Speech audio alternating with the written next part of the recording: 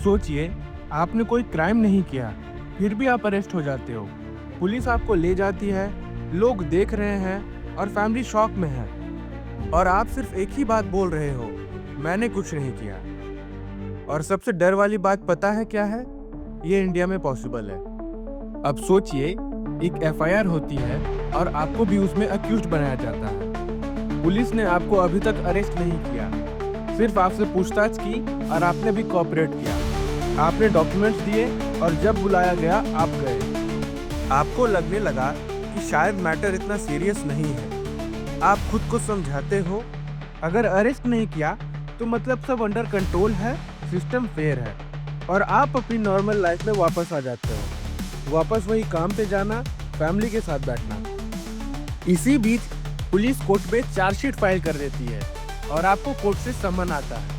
मतलब आपको कोर्ट पे प्रेजेंट होने के लिए बोला जाता है, बट आप किसी रीजन से उस दिन कोर्ट नहीं जा पाते हो और आप अपने एडवोकेट को बोलकर कोर्ट से एंटीसिपेटरी बेल मांगते हो। आइए थोड़ा समझते हैं एंटीसिपेटरी बेल के बारे में। तो एंटीसिपेटरी बेल एक लीगल प्रोटेक्शन है जो किसी व्यक्ति को अरेस्ट होने से पहले मिल सकती है। मतलब अगर आपको लगता है कि पुलिस आपको किसी केस में अरेस्ट कर सकती है, तो आप पहले ही कोर्ट से परमिशन ले सकते हो कि मुझे अरेस्ट ना किया जाए। फॉर एग्जाम्पल, सोचो किसी ने आपके खिलाफ एक झूठी एफआईआर कर दी। आपको डर है कि पुलिस आके आपको अरेस्ट कर लेगी, तो आप पहले ही कोर्ट में जाकर के बोलते हो कि मुझे अरेस्ट ना किया जाए। अब वापस आते हैं अपनी स्टोरी पे। तो आपको लग रहा था कि ऑफेंस इतना सीरियस नहीं है और आपने भी पुलिस इन्वेस्टिगेशन में कोऑपरेट किया, तो आपको एंटीसिपेटरी बेल मिल ही जाएगी। और अगली सुबह आप रेडी होते हो, घर वाले को कैजुअली बोलते हो कि कोर्ट का छोटा सा काम है, जल्दी आ जाऊंगा। घर से निकलते हो, सड़क पर वही रश, लोग अपनी लाइफ में बिजी और एक नॉर्मल सा दिन। जैसे ही आप कोर्ट पहुंचते हो तो एक अजीब सी फीलिंग होती है। आप उस फीलिंग को इग्नोर करके अंदर चले जाते हो, कॉन्फिडेंस के साथ कि मैं इनोसेंट हूँ, मैंने कुछ नहीं किया। लेकिन आपको अंदाजा नहीं होता है कि आपकी लाइफ चेंज होने वाली है। कोर्ट रूम, एक पुरानी सी बिल्डिंग, अंदर हल्की आवाज, लोग धीरे धीरे बात कर रहे हैं और आप उन सब के बीच चुपचाप खड़े हो।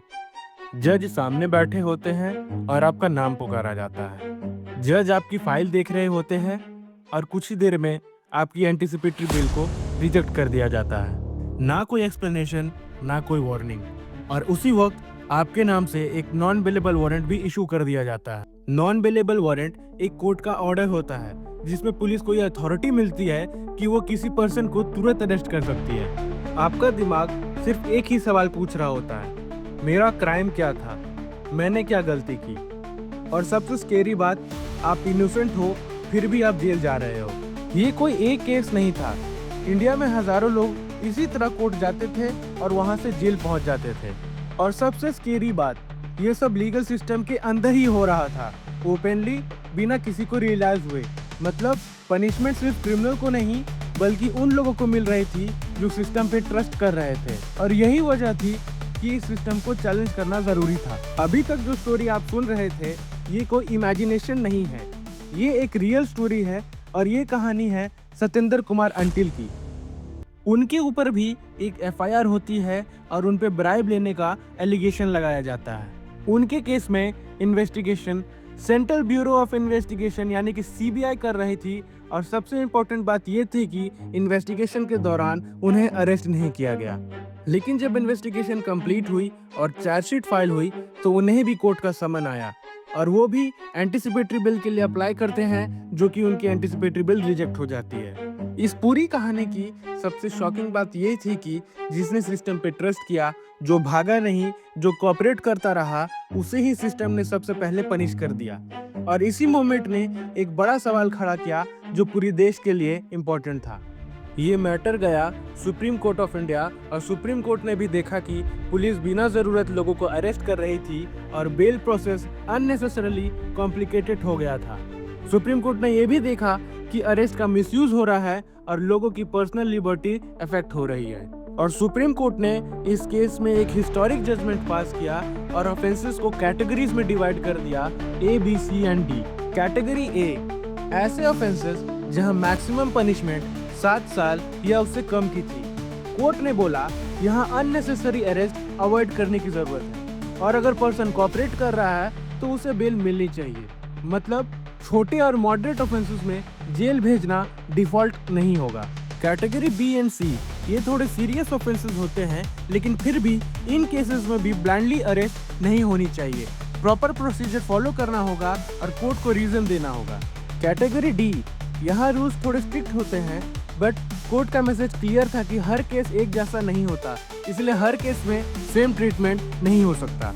और फिर कोर्ट ने एक गोल्डन लाइन दी, bail is the rule and jail is the exception. मतलब डिफॉल्ट ये होना चाहिए कि आदमी बाहर रहे जब तक उसकी गिल्ट प्रूव ना हो। और सबसे इम्पोर्टेंट, अगर अक्यूज कोऑपरेट कर रहा है, भागा नहीं है, इन्वेस्टिगेशन में हेल्प कर रहा है, तो उसे अननेसेसरी जेल भेजना गलत है। और यही डिसीजन इंडिया के हजारों लोगों के लिए एक शील्ड जैसा बन गया। इंडिया में सच्चाई में से एक बात यह भी है कि जेल में बंद लोगों में से मेजॉरिटी अंडर ट्रायल प्रिजनर होते हैं। मतलब जिन्हें अभी तक गिल्टी प्रूव भी नहीं किया गया, फिर भी वो सालों तक जेल में रहते हैं, सिर्फ इसलिए क्योंकि सिस्टम स्लो है या बेल नहीं मिल पाती। सोचिए, बिना क्राइम प्रूव हुए सजा मिल रही है।